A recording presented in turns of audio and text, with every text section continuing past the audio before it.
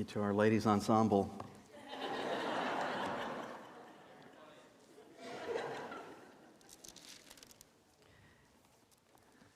Actually, Alan knows this. I used to play the trombone, and so now I play the banjo. So I'll help you this week, Alan. Look for one. That was awesome, guys. Thank you for sharing. Now, I've decided when I grow up what I want to be. I want to be a 4-year-old. And I don't know, it's interesting though. Now, John, our youngest, is 4. In fact, he'll turn 5 here in just a couple of weeks.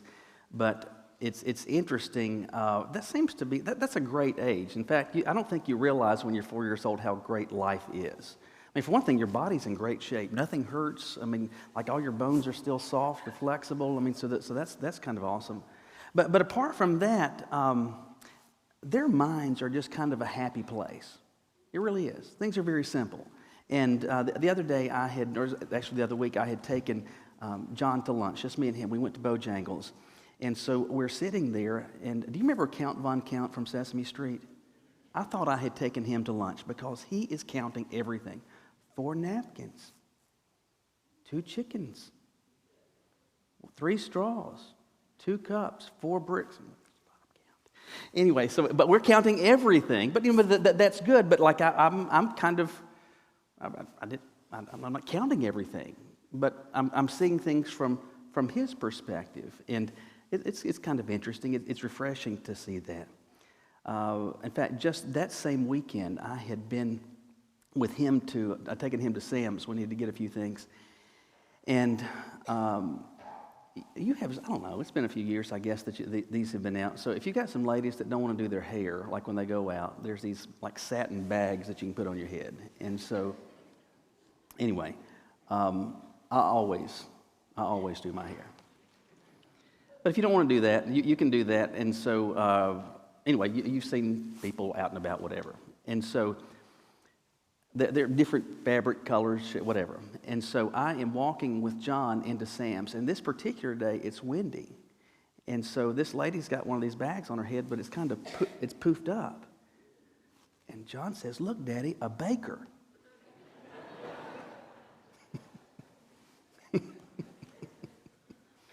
Like, no, John, that's not Chef Boyardee. But it's interesting, but that's at 4 years old. That's how you see things. That's how you see things. And I say in jest that when I grow up, I want to be a 4-year-old. I want to have that perspective. I say that in jest because, in truth, 4-year-olds just don't know that much. Their world, their mind, their thoughts, everything is really, really simple. I'd like to be, if I'm going to have a different perspective, if I'm going to view things differently, I don't want to necessarily be thinking like a 4-year-old. I know this sounds overtly or maybe excessively over-spiritual even, but I hope that we could agree in saying this, that if we would begin to look at stuff, if we would begin to look at life the way that God views it, how He is looking at things, that would be to our good. That would be to our benefit. Can we agree on that? Well, it makes sense that would be to our benefit, for one thing, because God knows everything. He doesn't have a 4-year-old's knowledge. He doesn't have a 48-year-old's knowledge. He has limitless knowledge. And beyond that, He knows all that has, all that is, and everything that is going to occur. He sees beyond the details. He sees the big picture and how this little thing fits in is this piece of the puzzle into that larger scope. All of these things God sees. And here's the reality. He desires me, and He wants me as your follower, not just as His follower, not just to be interested in, but pursuing, seeing things, viewing things like He does. Now, here's the rub. We are operating here on planet Earth with normal, busy, daily routines. And we have obligations, and we have bills, and we have appointments, and we have doctor's visits, and we have children, and we have school, and we have homework, we have yard work, we have all of these things. And it is so easy for us to just get caught up in all of the busyness of this stuff and just thinking about putting this money away or doing this with the schedule for this week. And we're just thinking about our experiences in life just like everyone else. And more specifically, just like everyone else who doesn't know the Lord, who doesn't have the benefit of biblical truth. I hope not only can we agree that we're better when we view things from God's perspective and that we ought to pursue that, but it's also true that we benefit when we take the ordinary things of life, the ordinary perspectives of life, the stuff of life, and we start trying to say, how does God look at this? And might I begin to start and see things from His vantage point and His point of view? That's what we're going to be thinking about over the next few weeks, a new series that we're starting today called The Cloud. And we're going to be looking at a number of different things about the stuff of life. We're going to talk about money, we're going to talk about family, we're going to talk about work, talk about a number of things. But today we're going to be talking about time. Time. And the reality is we all have some of it. It varies in the amount that we have, but we all have time. We all have time that can be used. We all have time that can be wasted. We all have this time that has been given to us. Wouldn't it be beneficial if I could view the time that God has given me and you could begin to view the time that God has given you, maybe from His perspective? How can we do that? How can we do that? Look with me in your Bibles today to Ephesians chapter 5. Ephesians chapter 5, starting with verse 15. Ephesians 5, verse 15, Paul says this, "Pay careful attention then to how you live, not as unwise people, but as wise, making the most of your time, making the most of the time, because the days are evil." In just these couple of verses, God, I think, speaks through Paul to help us begin to answer that question about how I can start to view my time the way that God views my time. And based on what he says here, I think the first thing that we need to do is this. Remember that time is an investable commodity. Time is an investable commodity, and we've got to remember that. When Paul is writing this here, he's writing not only just to people that are in the city of Ephesus, but specifically he's writing to people that are followers of Christ. These are people that many of those he knew personally, and maybe that he had personal conversations with and sharing the gospel with them. He's got a vested interest in not just in their lives in general, but their connection with the Lord. And so he's wanting them to experience the full measure of everything that God planned and purposed for them. And he's been talking about a varied number of things that he wants them to walk in, a varied number of things that he's seeking to encourage them to do. But then he says in verse 15, he says, I want you to pay careful attention. Pay careful attention. The word that's used there in Greek is the word akrobos, and that may not make any difference until you realize that's the root of our word acrobat or acrobatic. Now, if you were doing something that is acrobatic, you are doing something where the margins are really slim, right? I mean, so if you're on a trapeze, as I used to be, or if you're, I was in the clown group, I'm sorry, no, but like, you think of all these acrobatic acts that people are doing, oftentimes at great heights, and there's such precision of motor skill and balance that is required. The word actually means careful use of. And if someone's doing acrobatics, they're having to be very, very careful. It's with that thought that Paul says to these believers, I want you to be operating carefully. You got to have your thinking caps on. You got to be engaged. You got to be paying attention to what's going on. And then he inserts this little parenthetical. He says, not as unwise, but as wise. CSB, I don't think, captures the full thrust of that by contrasting wise and unwise, even though there is a contrast. But he is, I think, on the unwise side, trying to say it's more than a deficiency of wisdom, it's foolishness. So he's saying, I want you to make sure that you are living, that you're operating carefully. As an acrobat would walking a tightrope, or a trapeze artist making sure that they operate with that type of precision, not like a fool, but as someone who actually has wisdom. And where does wisdom come from? The New Testament tells us it comes from God. So operate as someone who has been given and has been the recipient of God-given wisdom, and this is what it looks like. So if you're not operating foolishly, if you're not acting like an idiot, like a fool, he says you're going to do something, and that's this. He says that you'll make the most of the time. Make the most of the time. Now, The word that he uses there, and there's a number of words that the New Testament uses that are translated time, and sometimes it's talking about time in general, or as in what time is it. There are other times where the word is referencing spans or seasons of time, fixed allotments of time. That's what he's talking about here. Now, you're aware of the fact that we all have fixed allotments of time on a very number of bases. So, for example, the Bible tells us about me, about you, that he knows the end of my days from the beginning. So he knows my start date and my end date, and all the time in between. That's a fixed amount of time. He knows your start time and your end time. It's a fixed amount of time. It differs from person to person, but it's a fixed amount. Beyond that, in each day, we still have 24 hours. Each week, we still have 7 days. Each month, it depends on the month that we're in, but we still are operating with a fixed amount of time. And so Paul says, if you're operating prudently and wisely and thinking about and viewing things from God's perspective, one of the things that's going to do is to cause you to make the most of your time. Now, the phrase making the most of, we use that phrase a number of different ways.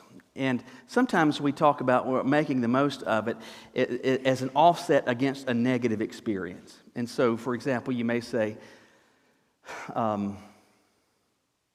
don't know, I've got to go to this family event. I don't want to go to that, but I'll make the most of it.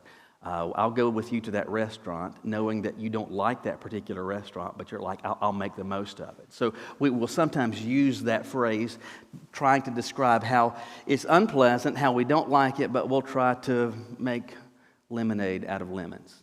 Is that what he's talking about? I don't think it actually is.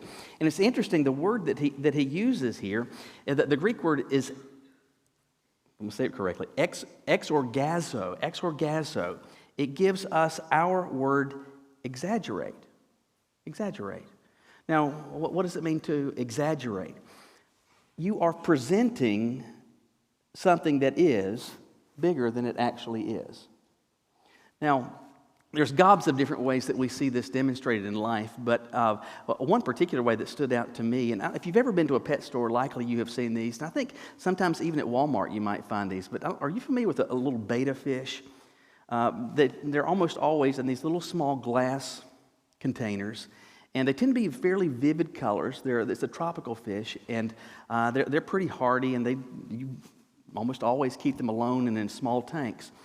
But they're pretty fish. They really are, and they've got big. I mean, compared to their size, they've got big fins that are just kind of flowy, and I don't know, they're just kind of cool fish. The interesting thing, though, is this: that they, for as fancy as they look, these fish are mean, and they're particularly aggressive, especially the males. And if a male sees another male, like, come on. I mean, they're ready to fight. Now, this is, and I promise you, if you haven't done this, you ought to do this. Maybe next time you go to PetSmart this afternoon, take a mirror with you. And so if you take a mirror and put it in front of a betta fish, that thing, and like it flares out everything, flares its gills out, all of its fins. I mean, you got this little fish, and all of a sudden, because he's ready to fight. But what's that fish doing? He's exaggerating. He's still only this big, but he's trying to present himself as this big. Just this big, trying to make himself this big. At the end of the day, my day, your day, has 24 hours in it. That's a fixed amount. It's this much. Making the most of it, exaggerating it, is conveying the idea that if someone is looking, if someone is paying attention to the use of your time, they would think, did they get 36 hours in their day? Do they get 40 hours in their day? It just seems that they're so much more accomplished. There's so much more meaningful benefit from the use of their day. It's almost as if they have more time. That's what he's describing. He's not trying to say maximize or exaggerate your time on your time card. Well, I worked 87 hours this week. That's not what he's saying. You have a fixed amount of time, a limited amount of time, but you and I ought to use it in such a way that people might even think, man, did they have even more? Did they have even more? Now, as he is saying this, it reminds us of the thought, and it's conveying the thought that time is something that you're given, that you can make more of with. It's conveying the idea of it's like a commodity. It's like something that you can invest, and it can grow. It can grow. So he's saying, take this fixed amount, and use it in such a way that it's magnified, that it's exaggerated, so that it seems that there's even more time that has been given because of the accomplishment. Now, does this mean that we just need to say, I need to be busier? I need to add more stuff to my day, and I need to schedule more appointments, and I need to have more phone calls, and I need to cut more yards, and I need to dig more holes, and I need to do more homework, I need to read more books? Is that what it's calling us to, a life of increased busyness? I don't think so at all. I don't believe it's a matter so much of quantity as it is quality, that we are using this time in ways that create a noticeable benefit, that creates an actual return, a meaningful return. Let me just ask you this. Should I, as a follower of Christ, use my time exactly like somebody who doesn't know the Lord? Hopefully you'd say no. Should my priorities and how it is that my week this past week or my week this coming week, should what I do with the time that's allotted me, should that look any different than those who profess no relationship with God? Hopefully you would say, no, there should be a difference. There should be a difference. But imagine standing before the Lord one day and he says to you, well done. Well done, good and faithful servant. It's amazing. It's amazing with that time that I gave to you that every day you were able to book a solid 4 hours on TV. Good job with that. You know, it's amazing with that time that I gave to you. You became so good at scrolling on Facebook and Instagram. Just amazing. But with the time that I gave to you, boy, you got really, really good at fishing. Just amazing. Good job with that. Bravo. I mean, honestly, is that what we're going to be? Is that what our aim is to have to show at the end of our time here? That I knew what was going on TV? That I was aware of what was occurring in social media? That I got really good at a particular hobby? Listen, I'm not saying that we can't enjoy life and there's not downtime and pleasure and all those things. But I am saying this, that too many times what we are doing very simply is we are using the time that we have just like everybody else. Everybody else that doesn't know the Lord. Everybody else that doesn't have a personal relationship with Him. And consequently, we have this and we're investing it, but it's like we're just putting it in slot machines. We're buying lottery tickets with it. We're just wasting it. We're throwing it away. And God is saying, listen, don't do that. As a follower of Christ, not just your life, but even how it is that you use your time, it must be different. And how you can begin to operate that way is to remember, my time is an investable commodity. I can take this time that is given to me and I can maximize it. I can take this limited amount and cause it to have far greater effect. That's what God looks at when He sees the time that He's given me. I need to start viewing it the same way. Remember that time is an investable commodity, but I need to do something else, and that's to pay attention to the spiritual climate. Pay attention to the spiritual climate. Notice he says this, I want you to make the most of your time. And he doesn't say make the most of your time because it is limited, although it is. He doesn't say make the most of your time because you're getting older every day, though we are. He's not disagreeing with that. But that's not the rationale. That's not the motivation for making the most, for exaggerating your time. He says to do this because the days are evil. The circumstances in which we find ourselves, the environment in which we are living is characterized not with light and God's truth, but with darkness and with evil. Now he's saying this in the first century. Could you imagine what Paul would say in the 21st century? I mean, honestly, think about where it is that we are, not just as Americans, but even with pervasive popular Western thought. This is how far we've gotten. For as long as people have been around, for as long as people have been on the earth, if a woman is giving birth, one of the first questions that would be asked is, once she's made that final push, what is it? And someone assisting would say, it's a boy. It's a girl. We've gotten to the point where our society tells us you can't actually answer that question. Oh, it is a person whose gender identity has not yet been determined. When they get about 7, they'll tell you what they are. It could change. In fact, it could be that they're neither of those. That's where we are. And not only does that reflect flagrant stupidity, but it represents depraved morality. It really does. But this is where we are. This is where we are. But Paul said in the first century, the days are evil. It's much worse now, and it is progressively getting worse. But what does that have to do with the use of our time? I want you to make the most of your time because the days are evil. What does that have to do with anything? I want to make the most of my time because I've got a fixed amount. That's sufficient. But he says, no, make the most, exaggerate that time, invest it in meaningful ways because the days are evil. What does the days being evil have to do with the use of my time? I think it actually has impact on a couple of fronts. When he talks about the days being evil, let me just summarize biblical prophecy for you. You ready?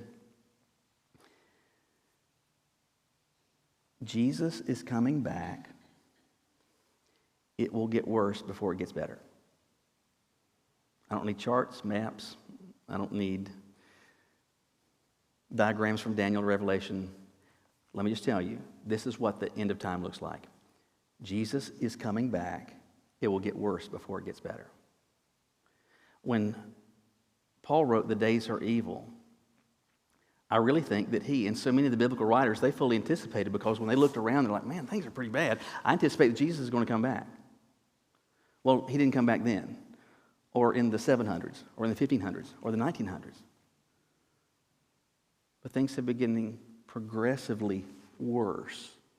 So that means that, well, whenever that return is, we're a lot closer than we were. So being mindful of the spiritual darkness of the era reminds us we're getting closer to Christ's return. But it also is this. Telling us that the days are evil is reminding us that you operating and using your time in meaningful ways as God would desire me, as He would desire you to use that, is going to be experienced in the face of real pushback. You're going to be getting some opposition. Now, our family goes through a lot of groceries, and so because of that, when you go to the store, we come back with a gob of stuff. And so if it's me or it's Caroline, whoever it is, one of the things that we want to do is to find out who's at home so we can say, help us get all this junk in the house. And typically out of the elders, there's a fair amount of weeping and wailing. And so come on out here because you can carry more bags. Anyway, so the ones who can don't really want to, but the little ones who can't do much, they're let me get them. And so like John, our 4-year-old, he's out there, eager beaver, ready to help carry these groceries. And so what I try to do is I'm looking to see if there's like bread or there's potato chips or there's a box of cereal, something that's fairly light. But sometimes you get down to the end and there's just not a whole lot left. And maybe this has there's a cantaloupe in it, or there's something of some weight to it. And I'll say, now John, here you go, but this one's heavy. Can you do it? This one's heavy. And I'm saying that to him before I ever entrust it into his care, into his strength. Why? Because I want him to be ready for the pull. I want him to be ready for the weight. I don't want him to think, this is going to be a feather, and that it's like this. So I'm saying it is heavy. There is going to be a pull. so that he is able to bring to bear the strength that he has to meet the challenge.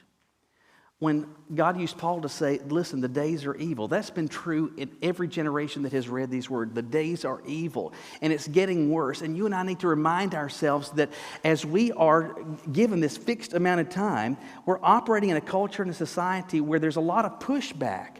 A lot of pushback where they're headed in the opposite direction. And candidly, too many times what we are not doing is pushing back. We're entertaining ourselves and candidly wasting our time with exactly the same things that they are. Doing things exactly the same way. And God wants me to know, listen, I've got a fixed. You've got a fixed amount of time. And you can act like everybody else, just like every other Joe, and just live. Throw caution to the wind. Just live and die, and that's it. Or you can view the time that you have as something that God has entrusted to your care, starting to look at it as he does. This is something that can generate a meaningful return. This is going to be lived out with real pushback, and it's not going to be easy, and you better brace yourself for it. I don't believe it's coincidental that in the next chapter, Paul is then talking about spiritual warfare. And he says, having done all to stand. Pay attention to the spiritual climate. What do we do with this? Do we say, okay, Michael, that's nice. It's good to be reminded. You know, it's the 1st of February. We're still in the new year. Maybe we can think resolutions, perhaps ones that we've already forgotten. But what in the world can we do with this?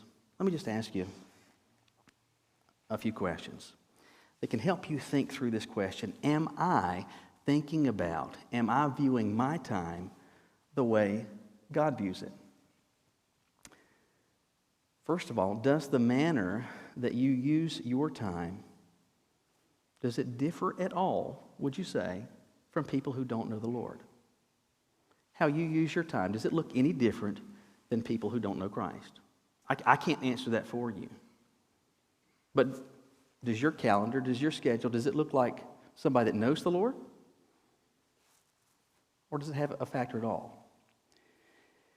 If God has shown us, and I believe he has, in a variety of different ways, but particularly through his word, if God has shown us that things that really matter, the things that have lasting value, would you say that your time and the use of it is targeted on those things or not? Again, if God has identified to us the things that matter and the things that are valuable and lasting, are you targeting your time towards those things? Third, if God is peering over your shoulder, and you may not have a calendar, but just if he's peering over your shoulder and the use of your time, maybe as you're scribbling something down for this coming week, or you're putting it in your Google Calendar, or whatever it is that you use, if God is looking over your shoulder at your calendar, would there ever be any suggestions that he would be making? As you're writing something down, would you hear God go,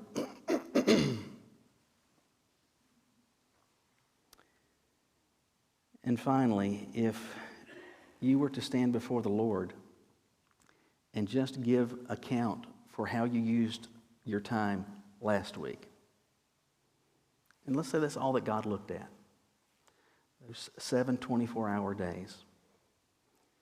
If you were standing before the Lord today and he's having you give account for what you did with that time, is he going to be saying, good job, well done? Or is he going to be saying, are you kidding me? If we're honest, there's probably a lot of us, to varying degrees, that would land with the "are you kidding me" statement. When that stinks, and that doesn't feel good. But feeling bad about something, feeling guilt about something is actually a positive thing. It tells you that things aren't the way they should be, that things can change. And maybe it is today that you're thinking about not just this past week, but maybe you're thinking about decades, perhaps, of just wasted time. That God gave you a lot of time, and you're at this point in life so much further down the road. Maybe you're over the hill now, but you realize that you're in the winter season of life, and you're like, I've wasted so much, and what do I do with this? Listen, at the end of the day, none of us can do anything with what's behind us, whether there's a little bit or a lot. But I can do something about today. I can do something about tomorrow. If I start thinking about my time that God has entrusted to my care the way He does. Will you bow your heads with me?